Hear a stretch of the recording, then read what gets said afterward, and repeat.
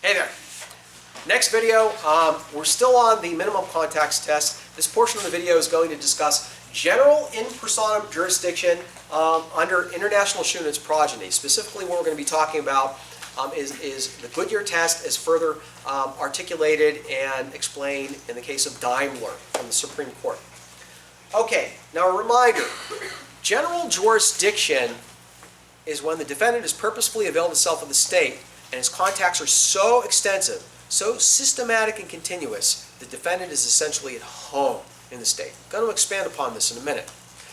The gist here is that a single contact's not enough. Casual contacts are not enough. Even systematic and continuous contacts aren't enough. You've got to have a defendant who's purposefully availed himself of the state in such a pervasive manner the defendant is basically at home there. Now, why do the contacts have to be so extensive for general jurisdiction? Question, answer. Because general jurisdiction is all-purpose jurisdiction. So say, for instance, that you sue a corporation in Delaware, okay, and that corporation is incorporated in Delaware. Well, according to Daimler, that corporation is at home in Delaware. Could you sue that corporation at home in Delaware for a truck accident that happened in California? And the answer is yes. Could you sue them for a truck accident that happened in Paris? The answer is yes. Why? Because that defendant is at home in that state. Okay? So that's the policy here. General jurisdiction asks if there's one or more places where the defendant is so at home they can be sued for anything, even though the contacts with the state have nothing to do with the claim. Nothing at all. All right. Let's talk in a little bit more detail. Daimler itself involved a corporation that was being sued in a state where it wasn't incorporated and it didn't have its principal place of business in that state. And it involves things that happen elsewhere. The defendant had contacts within the state, okay? And there were a lot of contacts with the state. But according to the court, the defendant wasn't at home in that state. And even though there were contacts with that state, those contacts in no way gave rise to the claim. The contacts with the state had nothing to do with the claim. So if there was going to be in personam jurisdiction over this defendant, that would have been an exercise of general jurisdiction. So what the court ultimately held, it applied and clarified the Goodyear standard for general jurisdiction, which I'm going to explain once more, but now since we have some facts here, it's not enough to have systematic and continuous contacts with the state. Now continuous, what might that mean? Over time, right? Not just over a short period of time or from time to time.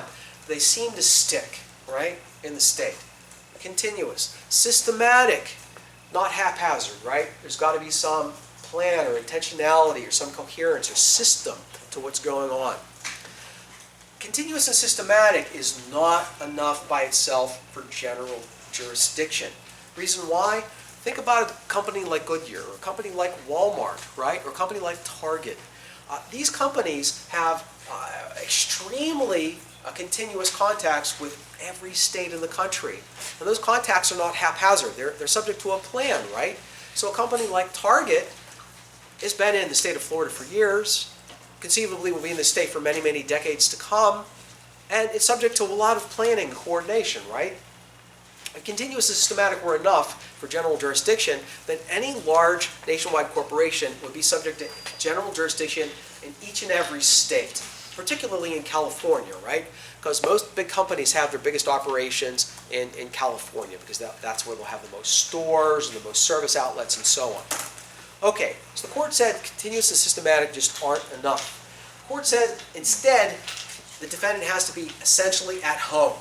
Continuous and systematic so much that you're at home. What in the world does that mean? Well, we know and we don't know. What do we know? We know that for a corporation, places where a corporation are at home are going to be any state in which it's incorporated, in its principal place of business. That we know. What about an individual like you or me?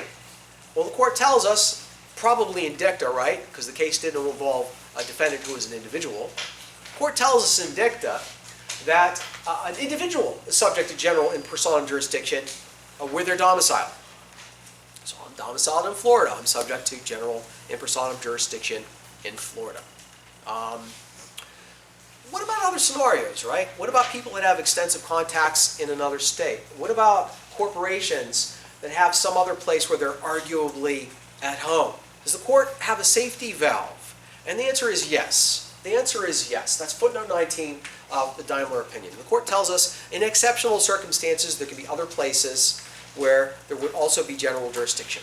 But the court doesn't give us much guidance on that beyond giving us a cite to the Perkins case. Now remember Perkins. Perkins involved a Philippine mining corporation that had to shut up shop during the Japanese occupation of the Philippines during World War II, and minimal operations were done in the state of Ohio during World War II. So in a sense, they were at home in Ohio, even though they were really a Philippine entity who had its principal operations in the Philippines. So in a sense, and don't overstate what I'm about to say, in a sense, Ohio was its home away from home during that period, right? But don't put too much credence in this idea of home away from home, because then you might start arguing that every vacation home is a place where there's general and personal jurisdiction. I don't think that's what the court means. I think the court intends footnote 19 jurisdiction to be really rare, really limited to truly exceptional circumstances. So my recommendation to you is, since the court hasn't given us a lot of guidance on footnote 19, is to think about scenarios that arguably satisfy footnote 19 and what arguments you would make either way. So, Ashley gave you guys the Amazon fact pattern. Now we know in Amazon that the defendant, Fed Express, is a citizen of the state of, it's incorporated in, where is it, Delaware? Yeah, Delaware, and its PPOB was in Georgia, right? A fictional entity I called Fed Express. Well, we know it's at home in Delaware and Georgia, right? Is it also at home in California? Arguably no, right, because there's not PPOB or Inc. there. But in another sense, it's entered into a marriage of sorts with the defendant Amazon, which is a California corporation, right, with that long-term contract and the hypothetical that Ashley provided to you. Is that arguably a place where Fed Express is at home in that footnote 19 sense? You know what the answer is? You want to know what the answer is? Yes. I do too. I don't know.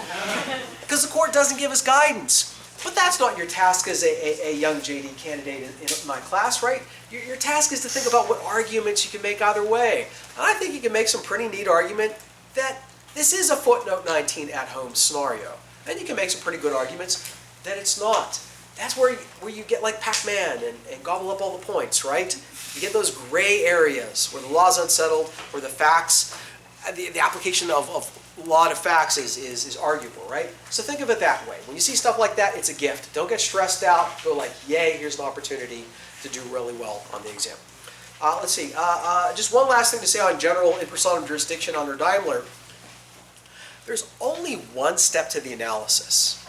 Compare specific jurisdiction. 3 steps, right? Number 1, purposeful availment. Number 2, giving rise. Number 3, reasonableness factors. Well, under general jurisdiction after Daimler, there's only one step. Does the defendant's purposeful availment of the state show contacts that are so systematic and continuous that the defendant is essentially at home? If the answer to that question is yes, your analysis of general jurisdiction ends. You don't talk about giving rise, because general jurisdiction is when the contacts don't give rise to the claim, right? And footnote 20 of Daimler tells us that in a general jurisdiction analysis, we do not bother looking at the reasonableness factors. Okay, so that ends this video. There's just one video which remains, which is a review of specific in personam jurisdiction. Thank you.